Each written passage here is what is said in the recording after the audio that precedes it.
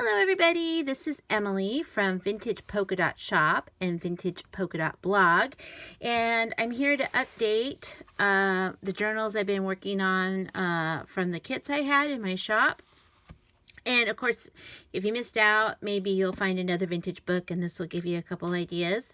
I did share some of this in the giveaway video I have, but I thought I would just continue. So if this is like 2 years from now or something, that's going to be dated and not important, but maybe this would still be interesting. So forgive me if you have seen some of this. I am not done with these, but the signatures are sewed in now, and I think I'm done with pockets and tucks because I do not want them to be gator mouthed because I am planning on selling these. And see, like this one's getting pretty thick, and I haven't made ephemera for them all yet. Originally I thought it was gonna like cover this up with some flowers or a little collage, but the more I use this journal, like decorate it and stuff, the less this bothers me, and I kind of like it. And she's got all this wear on her face anyway, so it just kind of adds to the character. Okay, so I did glue ribbon in and made a pocket here with a little collage, and then this is from the end papers of the book, and then a couple things I didn't use that were in the kits, and that was I used things I'd already fussy cut. Like I have a little tin here, they're not organized or anything, and I just kind of like to rifle through. And so a lot of the floral images and things like that were from my little tin of fussy cut images. And actually, I like to fussy cut so much, I have more than one. I don't know if this is going to stay here. This is just to kind of show it's a tuck spot. And then this is from the frame in the kit and one of the images. And I just made a tag, just a simple tag out of the scrapbook paper left over from the covers. Oh, and in case you didn't see this video, the previous video, the giveaway one, I used Nick the Booksmith's hollow back binding course, and I will include a link below with this video. Highly recommend it. It's like 12 bucks.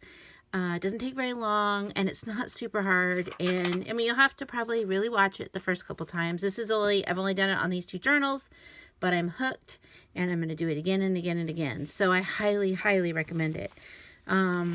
So these are images. I think I talked about that. Like I printed off other things. So let's see. What have I done? So nothing new here. And then I did the Tim Holtz slotted die. And then this is from the title page of the book, Lucille. And look at that. It fits perfectly.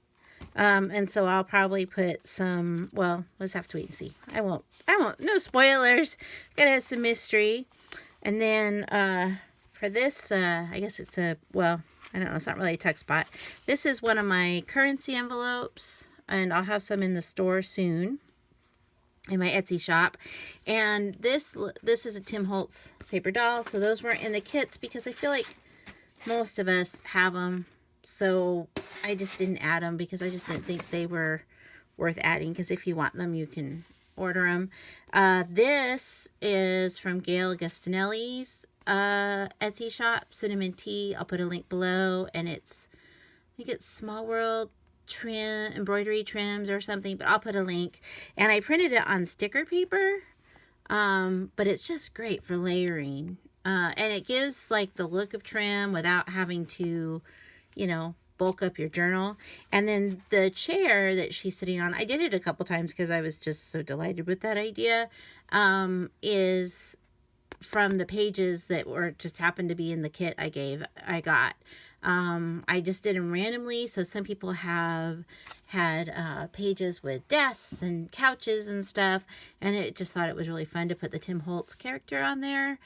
This is a sticker from the kit, and these are the Tim Holtz I can't remember what they're called, but like word stickers. I'll put them below. I used them in here a lot. You could cut words from your book blocks and put them in there.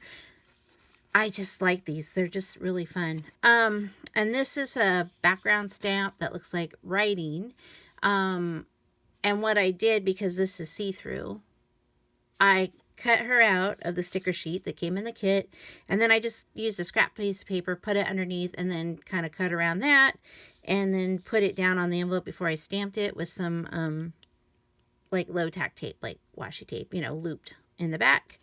And then so when I stamp it and I put this down, there's no words behind her because you can see through it. And then so one of the stickers in here, just as a little surprise, and then one of the offcuts folded in there. And I don't even know if I'm going to paper clip this or what, but I kind of like it just there, a little floating pocket. Also from the kit, the CD envelope with a scrap from the end, from the papers I glued here. Tim Holtz, and then stamped, and then this is stamped on a piece of the scrap coffee dyed paper from this kit, and then this is some of the lace that I included that was like from the tablecloth, and then just one of the paper clips and some ribbon, so you could, whoever gets this could unclip it and move it somewhere else. And then this also is just a pocket using some of the coffee dye paper in the kit, and I embossed it. And I'll put the link for the embossing folder below. Tim Holtz stamp on the vellum, a scrap of the vellum from the kit. And just a little sticker on a little Tim Holtz guy. And then I lined it with a scrap too, because it kind of was, just to make sure it's sturdy for when I put a tag in there. And of course, I think I already showed this, the hanky pocket. Put that in before I sewed in the signatures. What else? Oh, now this is a little, like just a little tuck spot. And this vellum image is just from like my stash. I looked all over. The book that this came from is out of print and I couldn't find it anywhere, but Nick the Booksmith has some printables that will fit in the slides, and the slide comes in the kit. And you could print it on printable vellum or even solid paper. I guess I didn't really need to put this on vellum. Sometimes I do these and I'll actually have them stick out like a tag and then the vellum works. But I didn't do that on this one. It didn't quite work. And so I guess I should have just used solid. But it's still pretty. And I just liked the yellow from the tag with the yellow on these pages, or on the slide. So, and then of course I already shared this. This is the pocket from, or maybe I didn't, I don't know. But this is the pocket from the kit. Well, the images, and it was long enough to make it into a pocket, and I just really like that image. Oh, and then I used my die cut, my Sizzix, to cut this out.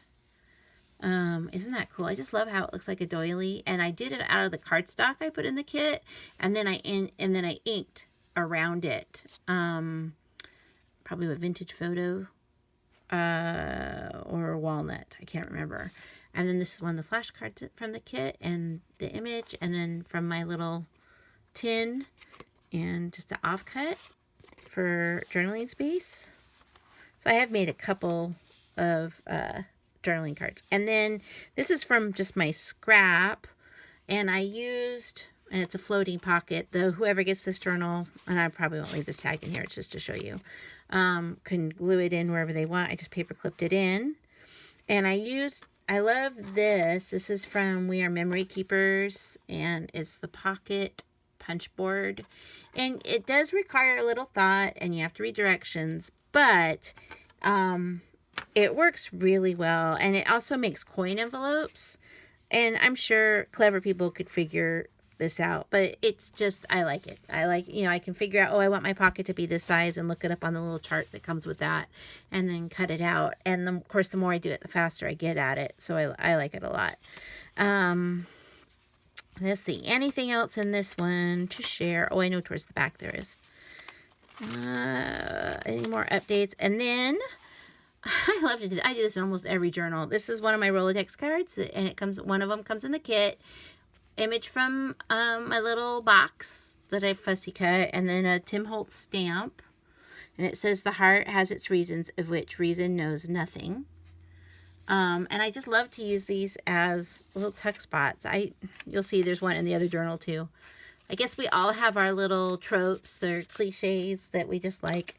And then this is the library pocket that comes in the kit, and the card and sticker that was in the kit, a little offcut of lace right there. And then I just stamped the whole thing with one of the large stamps.